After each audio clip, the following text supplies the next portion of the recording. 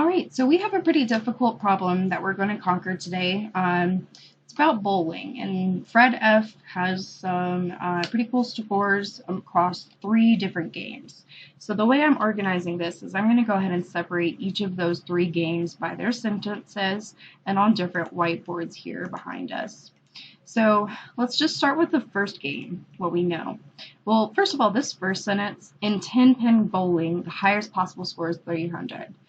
That's a good fun fact, but it's not super important to our information that we need right now. So let's just strike through that for now. We might come back to it later. Okay, next sentence it says, at one point in the bowling season, Fred had an average score of 177. So this stuff right here. All right, so at one point in his bowling season, we don't know how many games that Fred has played in his past, but we know that however many that he did play, his average score was 177. So let's just go ahead and set these up with some definitions. All right, so we have the number of games that he's played.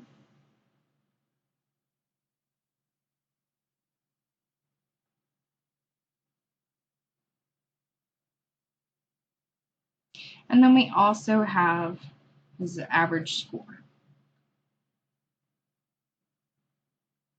Okay, and we can just go ahead and fill this in right here. From our word problem, it says his average score was 177.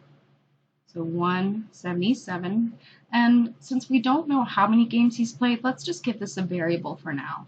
I'm going to call this one N. Okay, so that's as much information that we're given about his first game. Let's go ahead and set up the whiteboard for the second.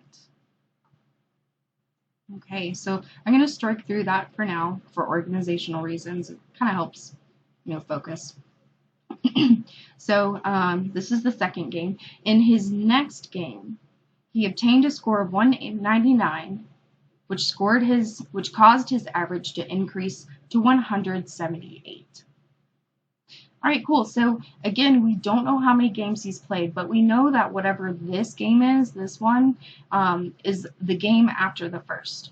So knowing that N is the number of games he's played in the past, and we know that this one is the next one, we're just going to write N plus 1. Because it's whatever was in his past plus 1 more. And that's the number of games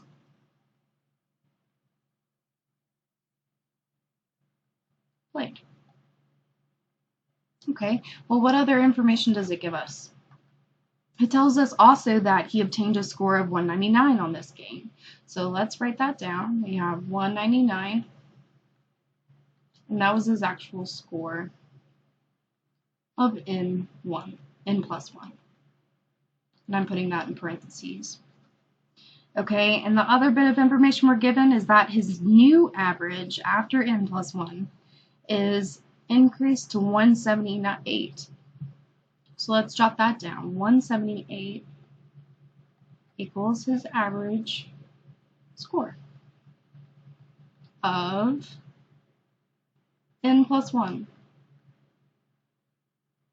Cool, so you see a pattern here. In the first one, we're given the number of games and his average score. And in the second one, we're given his number of games and his score, and also the average, and also the actual score that he made. All right, so that's for the last bit of information we needed from that sentence. I'm going to strike it through. Okay, and let's look at this last one. After one more game, Fred would like his average to be 183.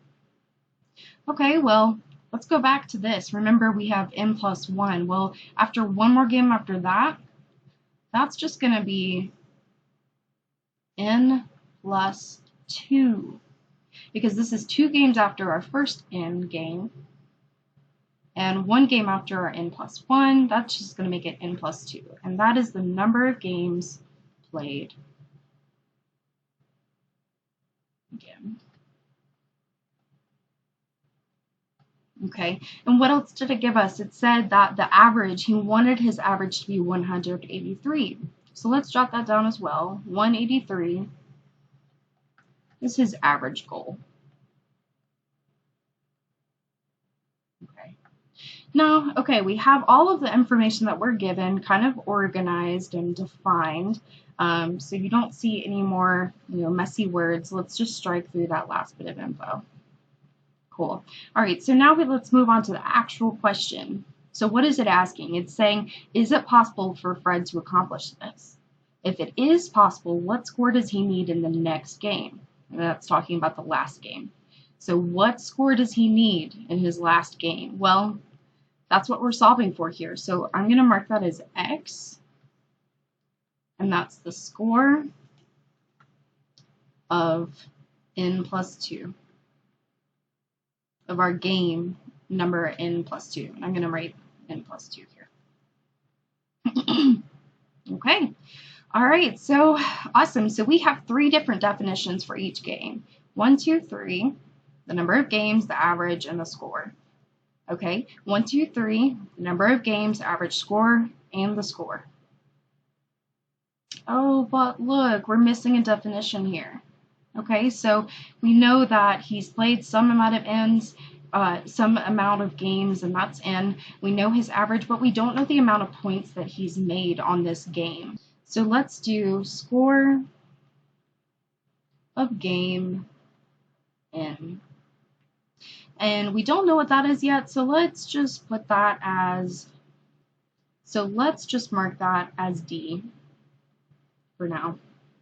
Okay, all right, so we're given these 3 variables, or these 3 definitions, but we have 2 variables going on. So we need to go ahead and narrow it down to 1, and only 1 variable is when we can actually solve a problem, for now at least. So what kind of equation can we set up with this relationship? We have an average, we have the score, and we have the number of games. Well, we know that the average of anything is the score divided by the total number. Okay, so we know this equation. Let's go ahead and plug stuff in now. Let's plug in our average score. We have 177, and that's set equal to our whatever our score is. Let's mark that as D again, and the total number that he's done. So N. Cool. Okay, so now what do? Let's isolate D so we can get all of our definitions in one variable, which is our N. So one more time, simplifying. Let's multiply both sides by N, and that's going to be 177N equals D. Awesome. Okay, so now we have no need for this D variable because we have a new definition for it. Let's write that down. That's 177 times N, and that's the equivalent of D.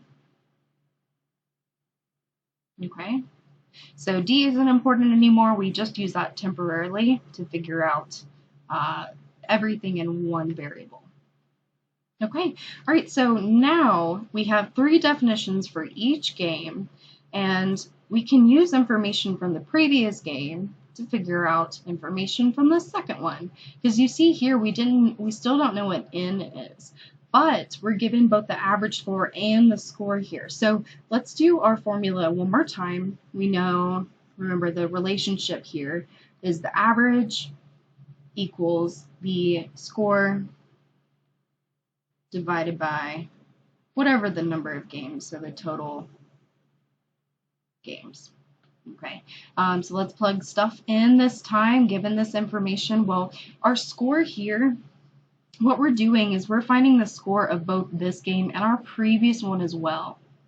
Well, what's the value of our previous score? We have 177N, right? So let's jot that down. We have that definition, 177N plus the score from this one, 199. So now we have the total amount of scores here, all represented on this top, on this numerator. And then we have the total number of games as well. And at this point, the amount of games that Fred has played is at N plus 1. So now all the scores are represented from the previous game and the new game. So that's the total score, and now we're dividing that by the total number of games, which is n plus 1. And let's set that equal to our average, right? Because we have a new average, 178.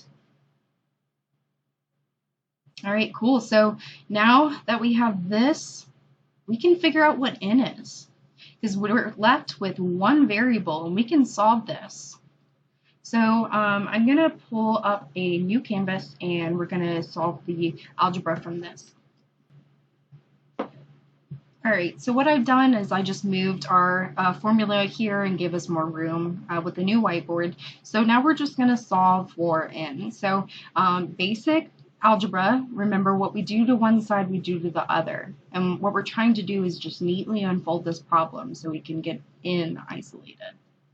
So on this left side, I don't like this fraction. Let's get rid of it. So to do that, let's multiply both sides by n plus 1, which is in the denominator.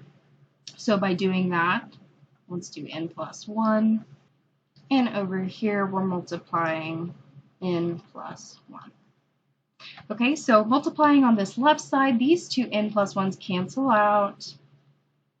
Okay, and let's drop down the new information. We have 177n plus 199. That's just from the numerator.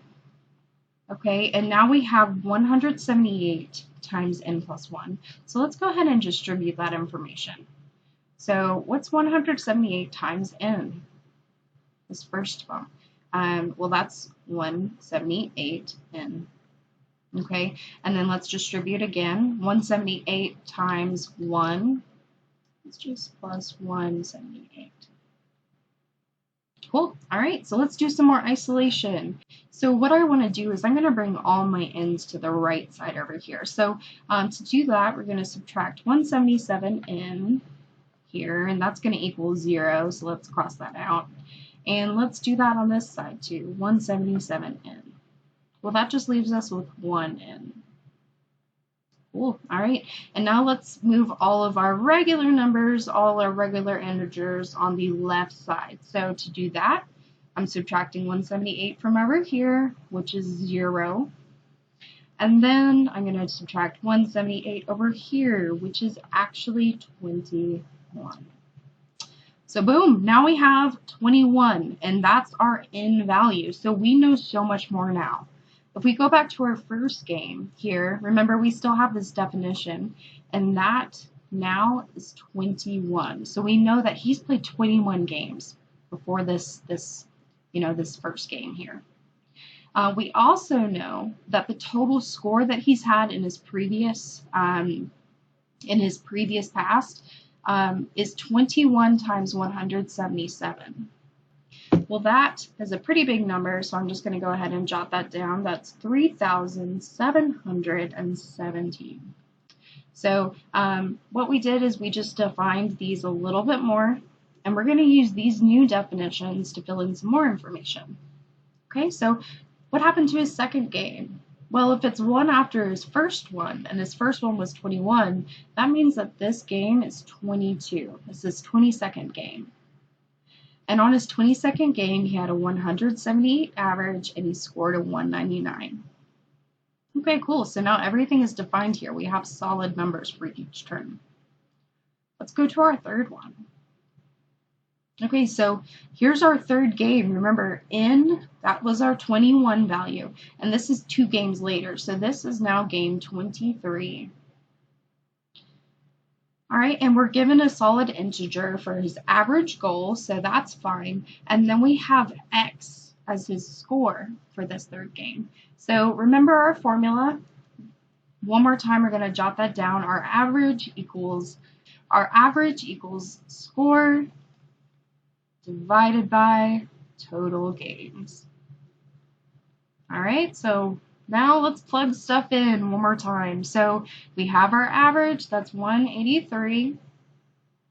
We also know the total number of games now. Let's put that in the denominator.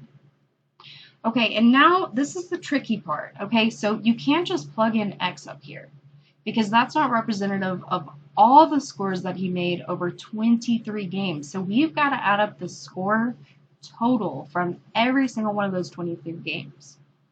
Well, we figured out in the first 21 he made 3,717. So let's plug that in.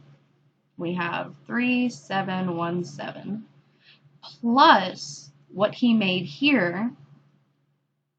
What he made here was 199. He made 199 of score in his second game, his 22nd game. So let's plug that in, plus 199. And remember, we have to do the full total of scores over 23 games, so we also have to add an X here. Okay, so now we are finally at one last variable, and this variable is going to solve our problem. Let's open up a new canvas and simplify. Okay, so I just copied this formula over to a new canvas. You'll see I just copied this bracket here and moved it here. So now all that we have to do now is simplify. So what do we do to get rid of a fraction? We multiply both sides by the number over 1, and these two are going to cancel out. But what we do to one side, we have to do the other. So let's multiply this by 23. So now on this left side, we have 4,209. And on this right side, we're just going to bring down the numerator again. So 3,717 plus 199 plus x. All right, so let's combine what we do know. I'm bringing this left side down one more time. And let's combine 3,717 plus 199. Well, now we have 3,916 plus x. And how do we isolate x? Let's keep x on this right side. And what we're going to do is subtract 3,916. That's going to equal 0. And subtract it from the side. So 3,916. And guess what? His final score that he has to make is 293. Okay, cool. So we found x. X equals 293. What do we do with this information? Let's go back to our original problem and make sure that we actually found the answer. So let's go back to our original problem here. We have, remember, it tells us at the beginning in the 10-pin bowling, the highest possible score is 300. Blah, blah, blah. We've already defined all this other stuff. Let's look at the main question. Is it possible for Fred to accomplish this? What is he accomplishing? He wants to get this average of 183. So is it possible for him to get this average of 183? Well, we assumed that it was when we plugged in this average in our background here. And what we did is we solved for the score that he has to make in order to get 183 in his average.